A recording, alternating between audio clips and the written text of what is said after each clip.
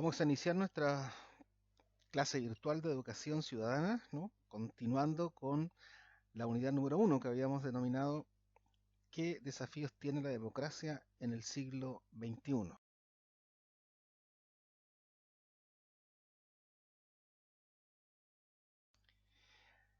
A ver, vamos a hacer un resumen de lo que ya sabemos, ¿no? De lo que tenemos ya estudiado antes como una suerte de síntesis de las clases anteriores, ¿no? Antes se habló de los atributos de la democracia contemporánea, ¿no?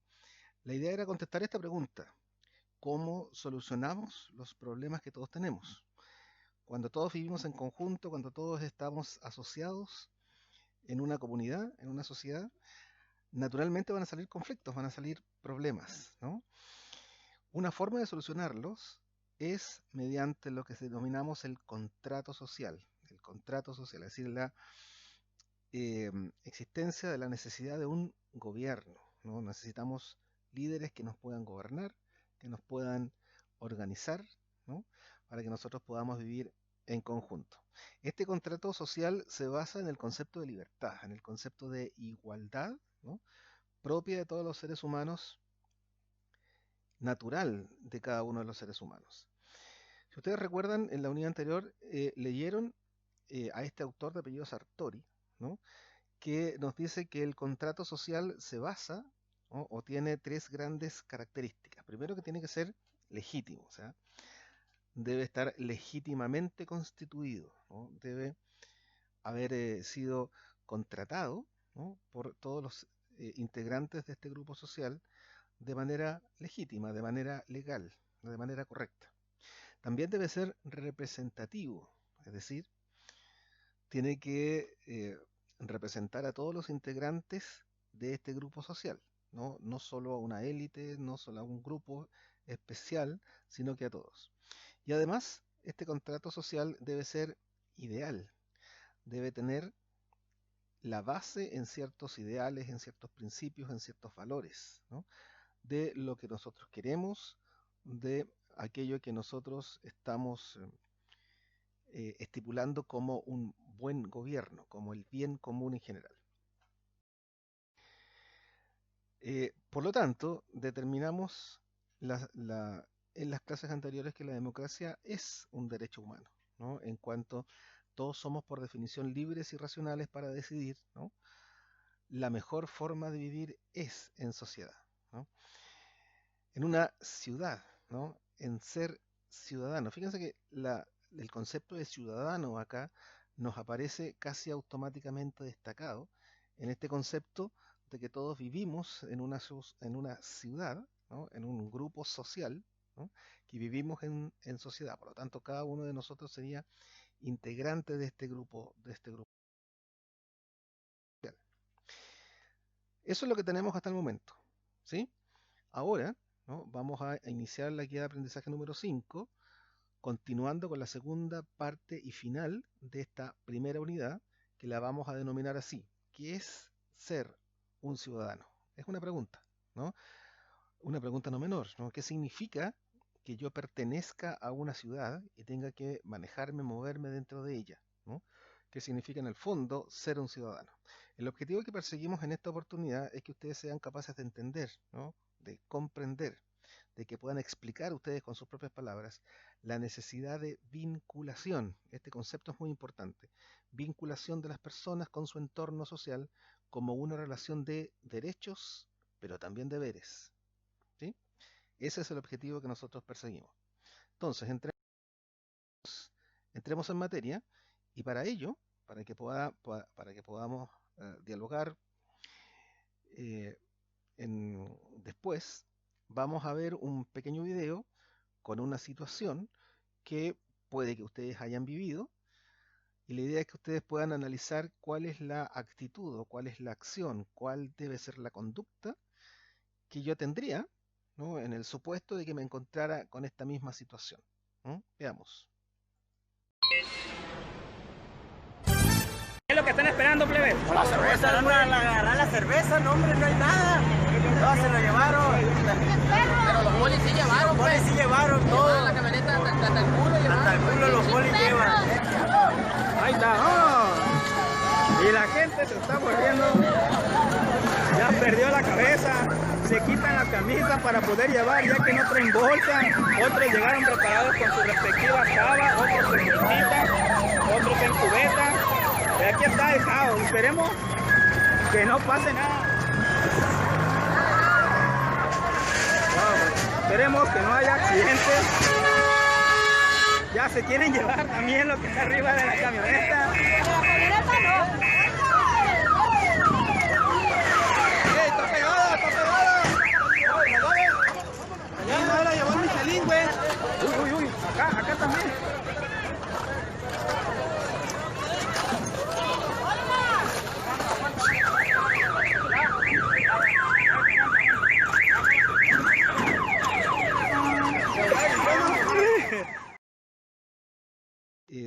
Esta situación no es nueva, ¿no? Y ha sido representada por muchos artistas a lo largo de la historia. Uno de ellos es este señor. Este señor es llamado El Bosco, es un pintor del siglo XIV que nos va a decir alegóricamente mucho. Él pintó muchos cuadros que tienen mucho simbolismo, que son muy alegóricos, que cada uno de ellos a través de un rico simbolismo nos muestran la condición fundamental del ser humano, ¿no? Uno, ¿no? Es este, ¿no? Este se llama el tríptico del carro de heno, ¿no? Se llama tríptico porque tiene tres partes, ¿no? En la primera parte, aquí a la izquierda, nos encontramos con la representación del paraíso, ¿no? Con con aquel ideal de perfección en términos de bondad, ¿no? La tercera parte del tríptico, aquí al extremo derecho, está representado el infierno, ¿no? Es decir, todo aquello malo que pueda suceder, ¿no? Toda la ausencia de bien que pueda haber. Y en medio, en la parte central, en la parte más importante, está representada la vida humana, ¿no? Todo lo que nos pasa en la existencia humana. La existencia humana está representada con un gran carro de heno que por alguna razón quedó abandonado, ¿no? Maltrecho, accidentado también. Y todas las personas que están alrededor, ¿no? Reaccionan frente a este carro de heno. Hay que hacer el paréntesis acá y explicar que en ese tiempo, bueno, y ahora también, el heno, ¿no? Es un insumo muy preciado, ¿no? En función de que es alimento para los animales, ¿no? Y eso puede tener bastantes ventajas para mí, especialmente. O sea, el heno es parte de la riqueza, ¿no? Es como tener riqueza, ¿no?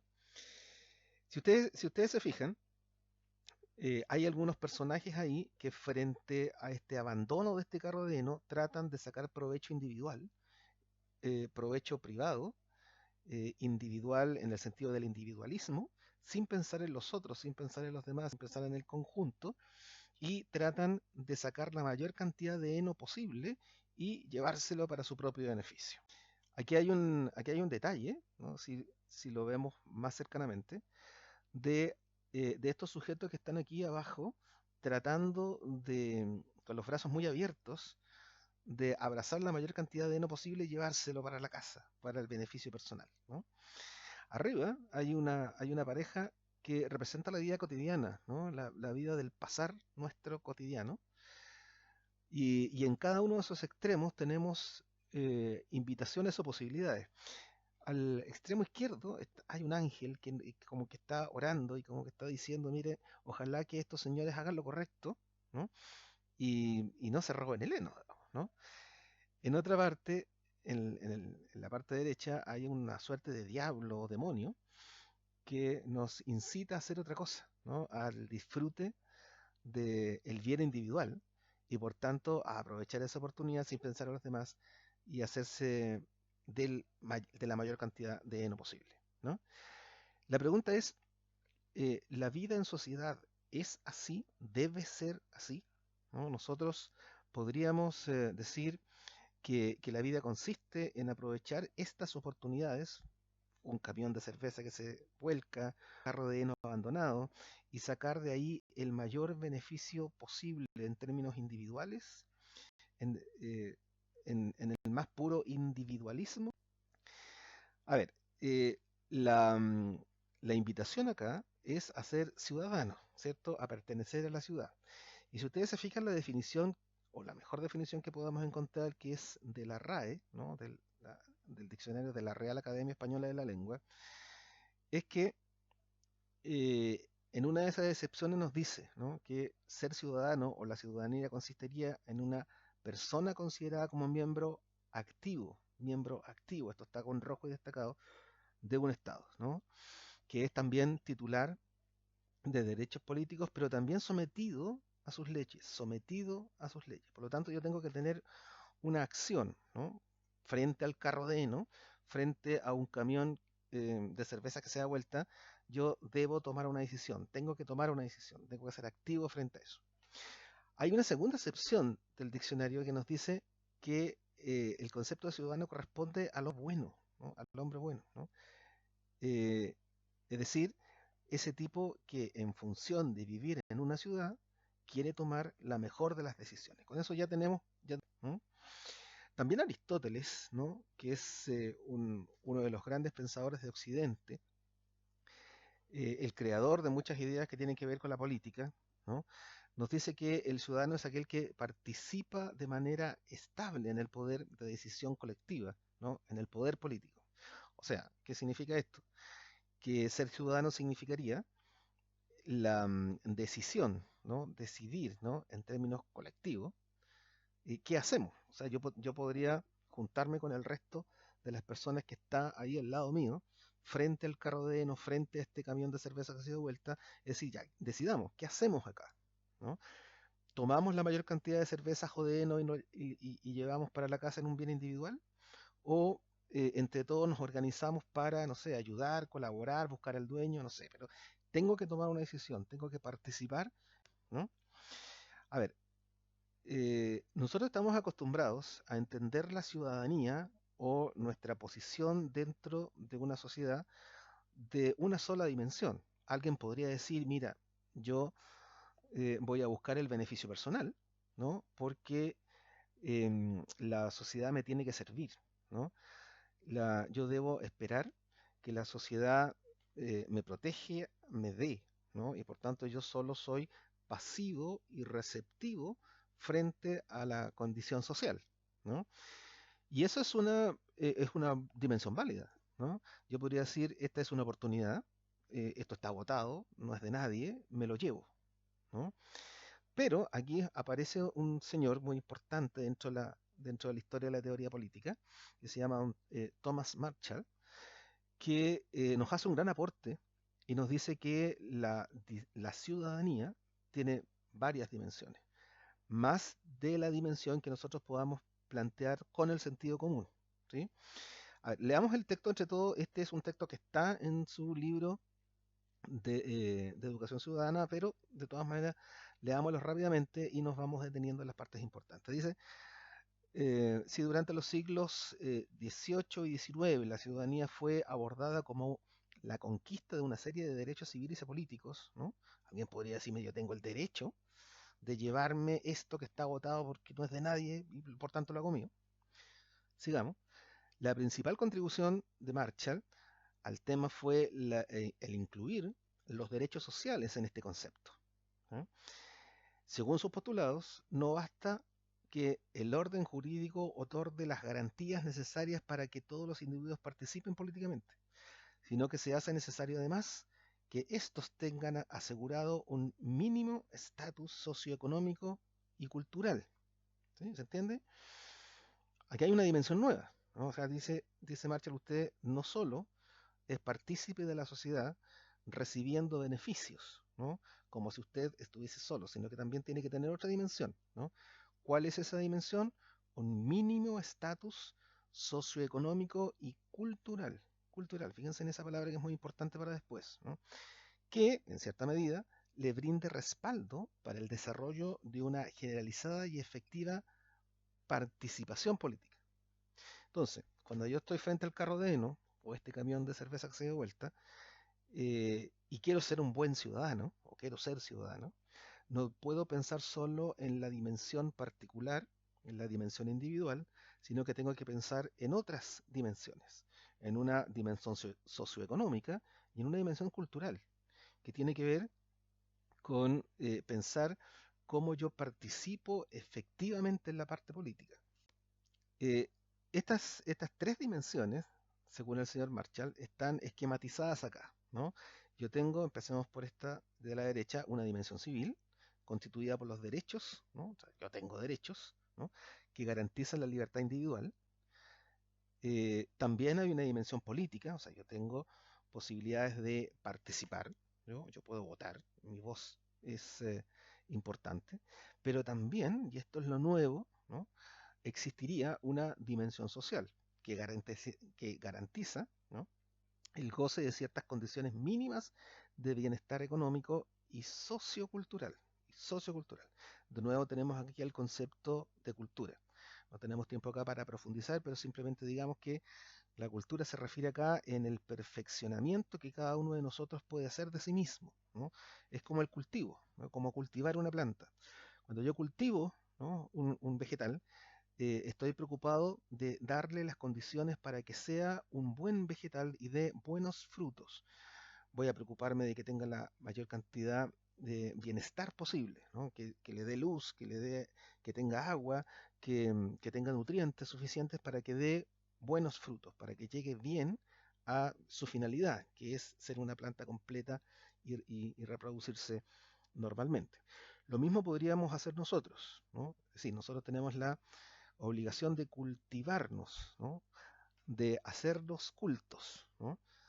Y por lo tanto de buscar los medios y las condiciones para que nosotros como personas seamos buenas personas, llegamos a ser buenos sujetos, buenos. Esta suerte de multidimensión del concepto de ciudadanía es retomado también por esta filósofa española llamada de la Cortina, que nos da este siguiente texto donde profundiza aún más esta condición multidimensional de la ciudadanía y destaca, ¿no? Lo que ya Marshall nos decía, que es este carácter de cultivo, este carácter cultural, pero lo bueno de Adela Cortina es que introduce acá un concepto que va a ser clave, ¿no? Para entender el concepto de ciudadanía final, ¿no?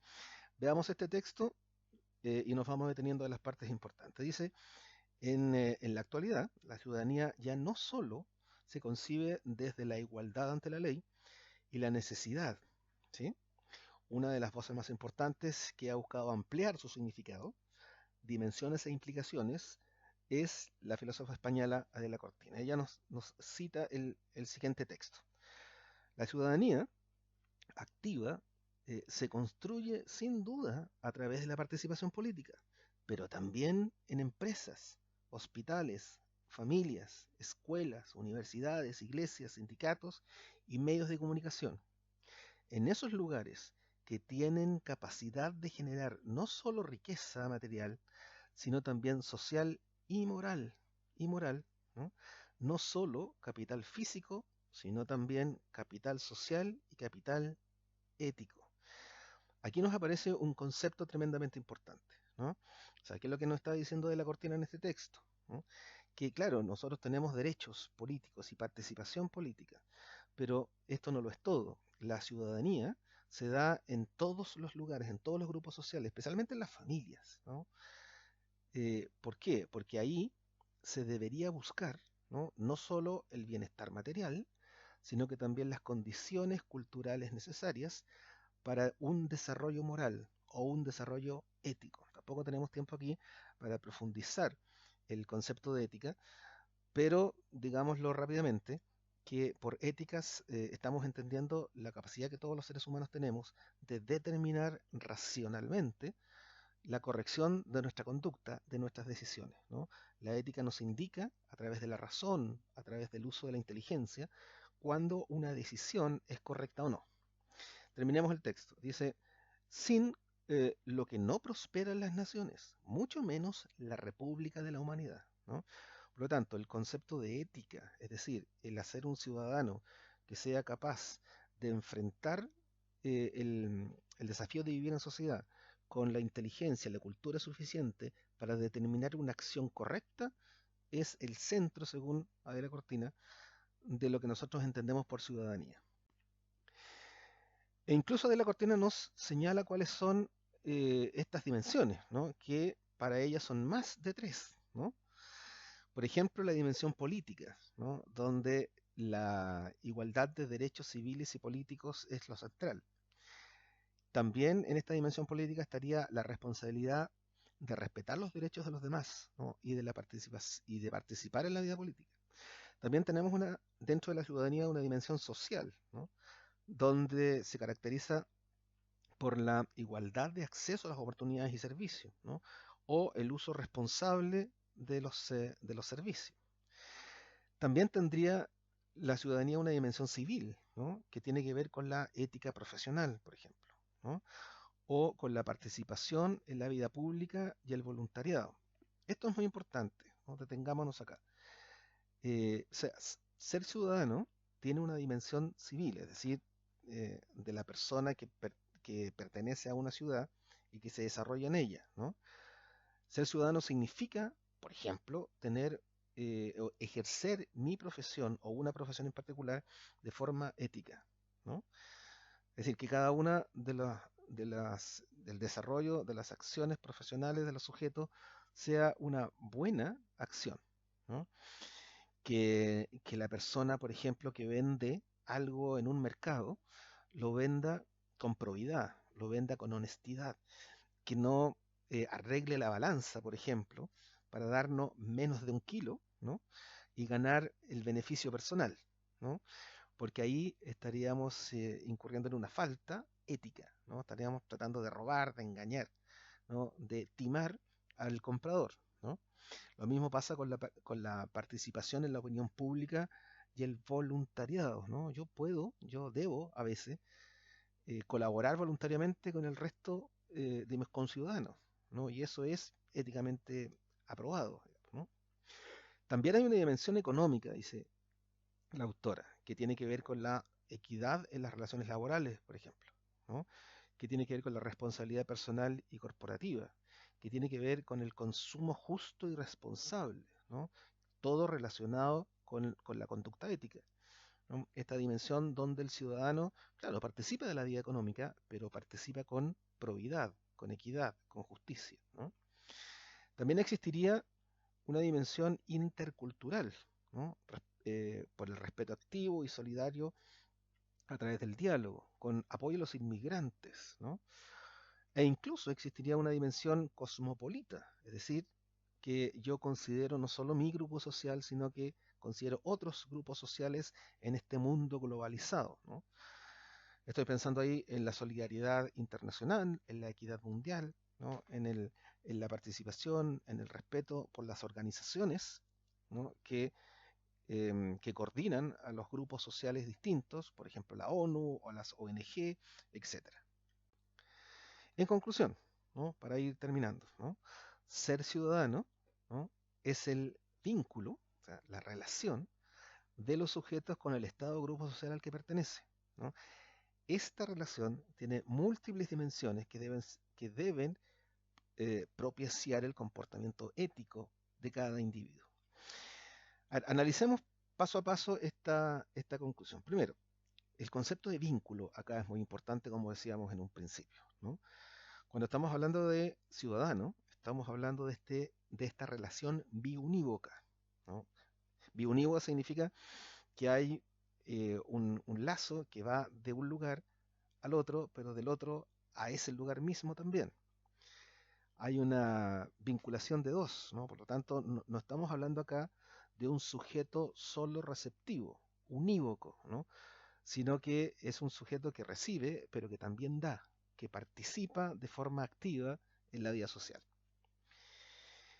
Cuando hablamos también de ciudadanía, estamos hablando de múltiples dimensiones, ¿no? No solo en la dimensión del respeto a mis derechos, ¿no? O la exigencia de respetar mis derechos en un Estado que podría ser un Estado benefactor. No solo en esta dimensión de pedir para recibir, sino que tenemos múltiples dimensiones. Como dice ahí, no solo la existencia de los derechos civiles, ¿no? Sí, es una dimensión, pero hay muchas otras, ¿no?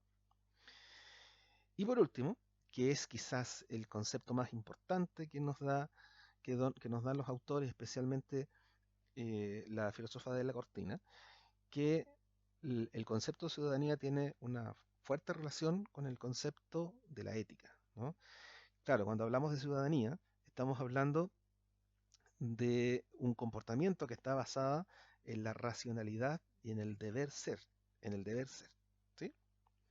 Entonces, volvamos al carro de heno, volvamos al camión de cerveza que por accidente se da vuelta, ¿no? ¿Cómo debe ser mi actitud? ¿Cómo debe ser mi carácter? ¿Cómo debe estar estructurada las decisiones que yo voy a tomar frente a ese hecho, en consideración que yo soy un ciudadano y vivo con otros? Yo no vivo solo en el mundo, sino que estoy en relación con el resto, ¿no? Alguien podría decir, yo debo aprovechar la oportunidad y tomar la mayor cantidad de heno posible, la mayor cantidad de bienes materiales posibles y recogerlo en beneficio personal. El resto no me interesa, no me importa. Esa visión no estaría de acuerdo con el concepto moderno de ciudadanía y menos con la visión que nos acaban de entregar los dos autores que nosotros hemos leído. Ciudadanía significa lo contrario, ¿no? Ciudadanía significa, por lo tanto, entender la situación de forma multidimensional. Y una de esas dimensiones tiene que ver con la preocupación por el otro, ¿no? Con la conciencia de la existencia del otro. Eh, Eso significa que yo debo actuar según una probidad, según un comportamiento ético. Ético, reiterémoslo, significa acá tener una conducta basada en un pensamiento racional que me dice si esa conducta es correcta o no. Entonces yo debería pensar acá, ¿no? A ver, si yo recojo estas cervezas que están botadas y me las llevo, ¿qué va a pasar, por ejemplo, con el conductor, ¿no? Que pareciera ser el responsable, ¿no? Seguramente él no es el dueño de la empresa y de alguna manera va a tener que responder frente a eso. Lo más probable es que lo despidan. Incluso pueden eh, cobrarle, ¿no? Las cervezas que perdió, ¿no? Y va a quedar con una gran deuda. Por lo tanto, la pregunta ¿es probo, es bueno, es correcto, ¿no? Que yo tome esta cerveza y me las lleve para mi casa y perjudique, ¿no? A otra persona como el chofer, el trabajador del camión? La racionalidad básica nos dice que no es correcto, ¿no? Y que yo, en cuanto soy ciudadano y me interesa el bien común, ¿no? Voy a hacer lo que esté a mi alcance para que todos estemos bien, ¿no? Y mi preocupación por el otro me va a hacer actuar de manera distinta. No sé, yo voy a apoyar voluntariamente, es la dimensión del voluntariado. Podría yo irme, pero voluntariamente voy a ayudar porque es necesario que lo haga y voy a llamar a las autoridades, voy a llamar a una ambulancia, voy a tratar de colaborar lo más posible en que ese sujeto esté lo mejor, de la mejor forma posible, ¿no? Entonces, eh, eso es. No, no me cabe más que sugerirles, ¿no? Algunos videos que están en la red y que pueden explicar mucho mejor esto. La invitación es que vayan nuevamente a la guía número 5, relean la segunda parte que vamos a comentar en detalle en la próxima actividad virtual. Nos vemos.